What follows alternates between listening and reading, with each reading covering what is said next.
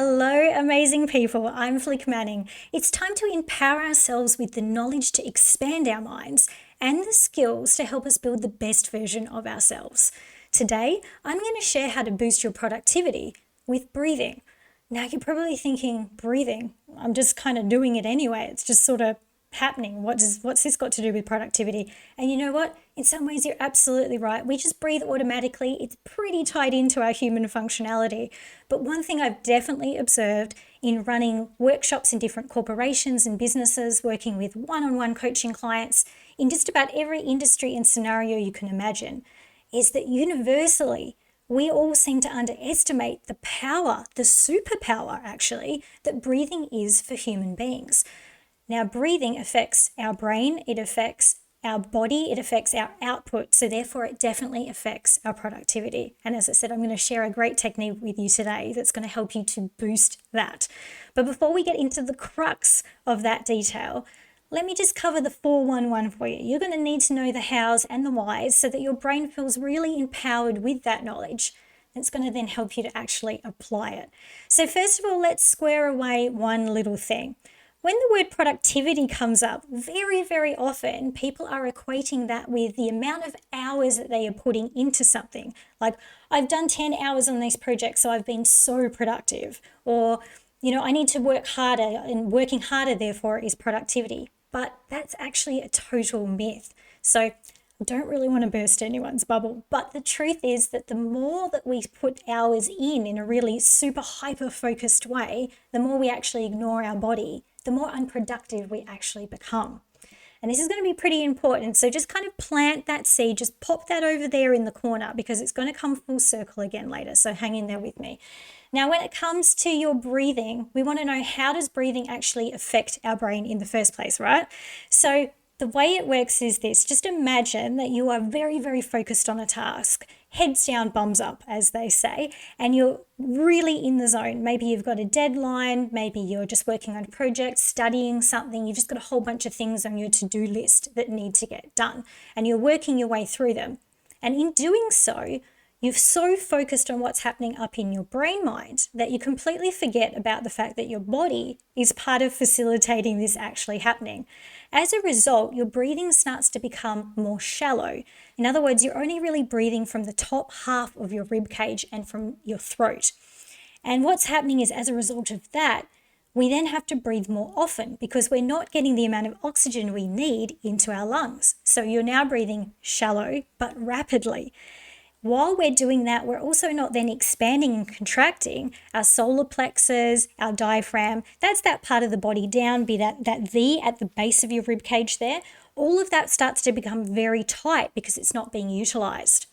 And as a result of this beautiful nerve that we have running right through the body, that is basically a direct line into the brain, called the vagus nerve, is triggered to send a message up to the brain saying, alert, panic stations. We're breathing rapidly, it's really shallow, the body isn't moving, therefore there is something that we feel stressed about or that is a threat to us. We need to take action on that immediately. And so what happens then is we actually dial up our amygdala, which is our fight, flight, freeze, or fawn response. So look, I know that we've all been there, right? We've all had that moment where we're just like, our eyes start bugging out, you're feeling really tense, you're edgy, people are trying to talk to you, give you feedback, ask you questions, you just can't even hear them, you can't concentrate. All these things start to actually happen. And the more that you're trying to focus in on getting your task done, the more that all of these other things become amplified. This is the amygdala actually taking over the brain. So now I want you to imagine that you're inside your brain. Just visualize like the control center of your brain with all these dials, and each of these dials can be turned up and down. Now, when the amygdala is triggered to take over, the brain actually activates a program where it sends all resources from the body and the brain to the amygdala for threat preparation. So it actually then turns down all the resources being available to everything else in the brain. So those dials, we've got the amygdala's been cranked all the way up to maximum. But then next to that, we've got our hypothalamus, our neocortex, our prefrontal cortex, for example, and they're all being dialed down, down, down, down until they are completely off. And this affects your productivity because those areas that are being dialed down, they're the bits you need for productivity. So it's deeply inconvenient, right? When you're trying to get stuff done and then your brain just isn't in the party with you.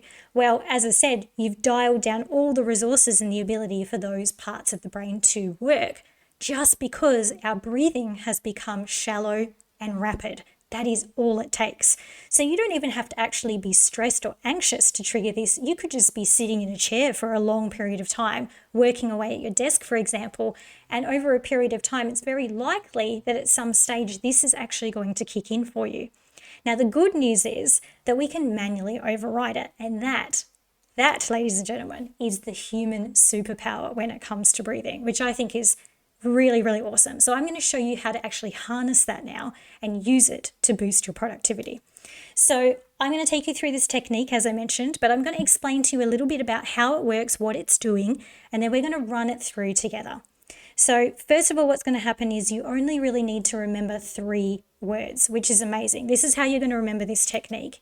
In, out. Again, in, out.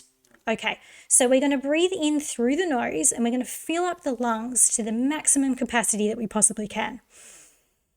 When you don't think you can take in any more breath, you're actually going to take one more inhale through the nose. And then you're going to breathe out deeply and completely through your mouth.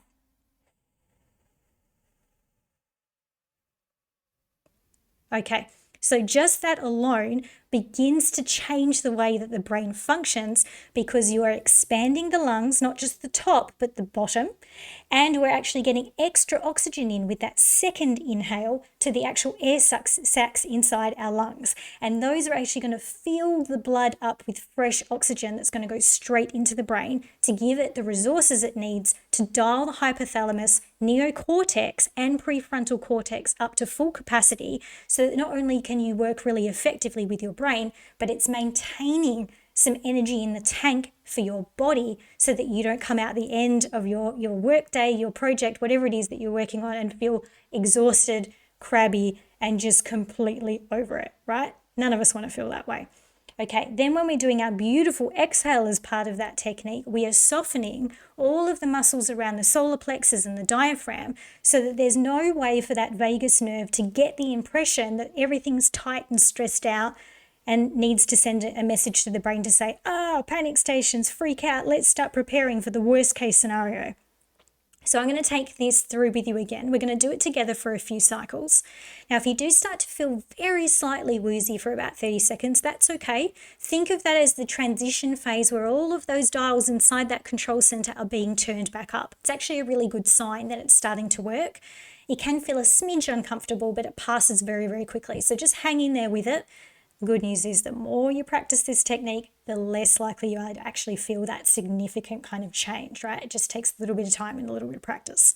So we're going to do it together again. We're going to inhale through the nose, filling up the lungs. Second inhale in through the nose. And then we're going to exhale deeply and all the way out through the mouth. We're going to do it again. Inhale through the nose. Second inhale, filling up those little air sacs. Exhale through the mouth. Softening all of those muscles. And we're going to do it one more time for good measure. Inhale. Second inhale. And exhale. Now, you're probably already starting to feel that your body has softened. You're starting to feel a little bit calmer already, which is a good sign that this is starting to kick in. Now, great news again, bonus. I love things that are sustainable, things that are free, easy to do, and that's definitely what this technique is. You can use this both proactively and reactively. So that's very important for anything well-being, for brain, because it means it can go with you anywhere. It can be when you're driving the car to pick up the kids. It could be when you're about to jump into the ocean for a swim and you know the water's going to be really, really cold. It could be when you're about to sit an exam or run a workshop or whatever it is that you need to do with your day. You can use it in any which way. Proactively, so before you start something, or you can use it reactively when you are starting to think, look, I really can't concentrate, or I'm feeling the need to grab another cup of coffee, or people are trying to give me feedback and I'm just feeling agitated about it. These are all signs that that productivity is going down because your breathing may have changed. So you can manually override it with your in, out. Pretty awesome, right? It's so simple and extremely effective. I know you're going to love it. I know that there's going to be a million different ways that you use it. And I hope that you really show other people you're using this technique too, because when you start to show other people, they pick up on it. Everyone actually benefits from well-being. So get in there, take a breath, in, out, and just boost that productivity and really enjoy your day and have something in the tank for yourself at the end. I think you'll love it. Now remember as well that knowledge can only become your power when you apply it. Thank you so much for joining me. Like, share, subscribe, tell your friends. I'm Flic Manning. Until next time.